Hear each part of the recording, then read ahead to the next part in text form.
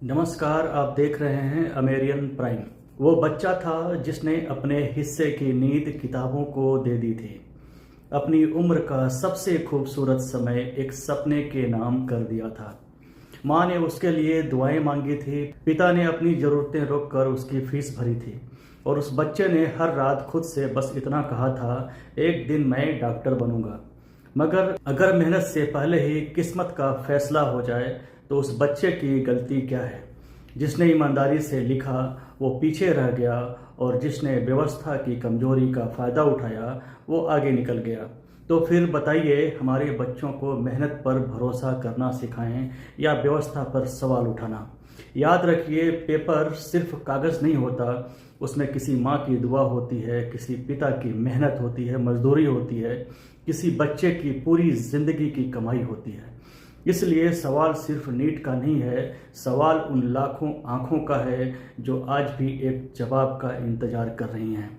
हमने मेहनत की थी, फिर हमारा भविष्य किसी और की गलती की सजा क्यों भुगते? नीट 2026 को लेकर सामने आ रही दो अलग अलग खबरों ने एक बार फिर देश की सबसे महत्वपूर्ण मेडिकल प्रवेश परीक्षा और नेशनल टेस्टिंग एजेंसी यानी एनटीए की कार्यप्रणाली और विश्वसनीयता पर गंभीर सवाल खड़े कर दिए हैं। एक तरफ छात्रों की ओएमआर सीट को लेकर मामला सुप्रीम कोर्ट तक पहुंचा है, तो दूसरी तरफ नीट यूजी पेपर लीक मामले में सीबीआई की जांच और चार्जशीट में एनटीए से जुड़े सब्जेक्ट एक्सपर्ट्स के नाम सामने आने की खबर है। सबसे पहले बात करते हैं उस खबर की जो छात्रों की ओएमआर सीट से जुड़ी है।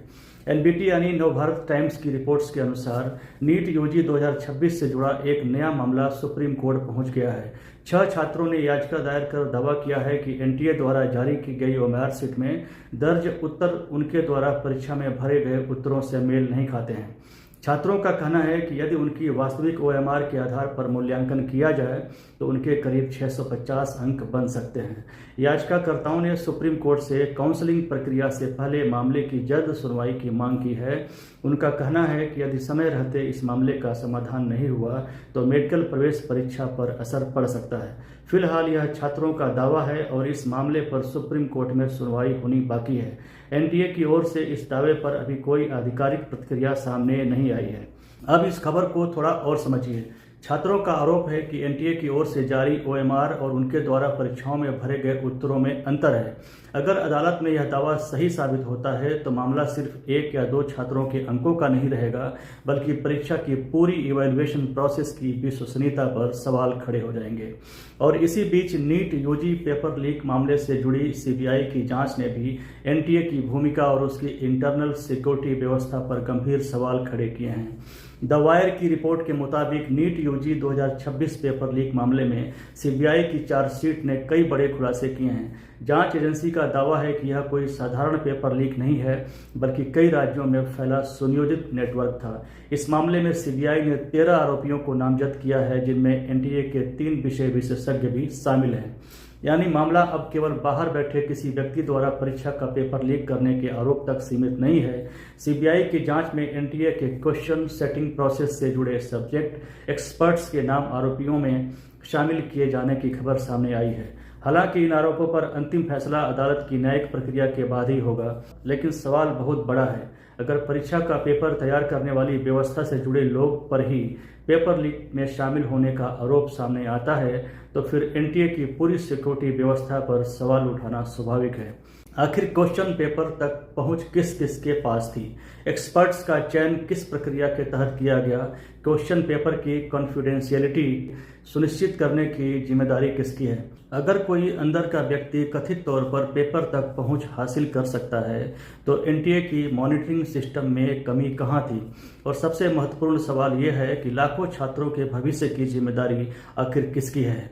सरकार की नहीं है तो किसकी है? एक छात्र नीट की तैयारी में वर्षों लगा देता है, उसका परिवार अपनी आर्थिक क्षमता के अनुसार उसकी पढ़ाई पर पैसा खर्च करता है, समय देता है।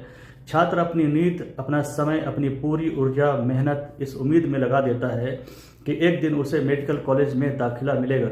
लेकिन अगर परीक्षा व्यवस्था में ही ऐसी गड़बड़ियां सामने आती हैं तो उस छात्र का दोष क्या है?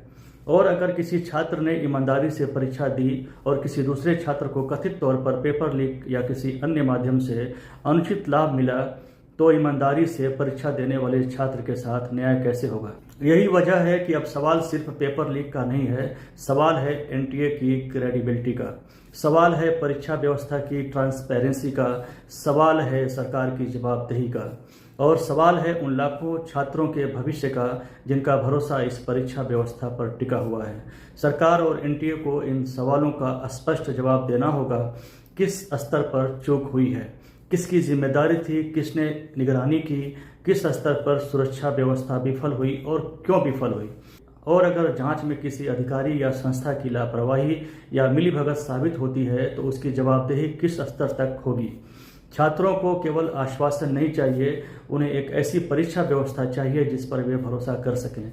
और यही सबसे बड़ा सवाल है। अगर एनटीए जैसी राष्ट्रीय परीक्षा संस्था पर ही लगातार सवाल उठते रहे तो देश के छात्र आखिर भरोसा किस पर करें। धर्मेंद्र प्रधान के इस्तीफे की मांग अपनी जगह एक राजनीतिक सवाल हो सकती है, लेकिन उससे भी बड़ा सवाल यह है कि क्या केवल किसी एक व्यक्ति के इस्तीफे से परीक्षा व्यवस्था की समस्या खत्म हो जाएगी, या फिर जरूरत है एनटीए की पूरी कार्यप्रणाली, question setting process, security mechanism और अकाउंटेबिलिटी स्ट्रक्चर की स्वतंत्र और पारदर्शी समीक्षा की जाए।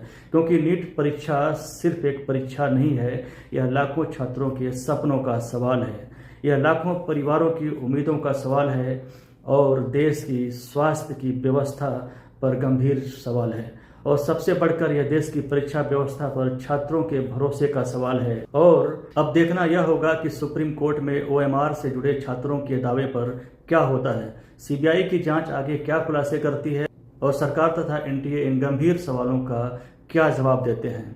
मैं हूं अमरेंद्र शर्मा, आप देख रहे हैं अमेरियन प्राइम। नमस्कार।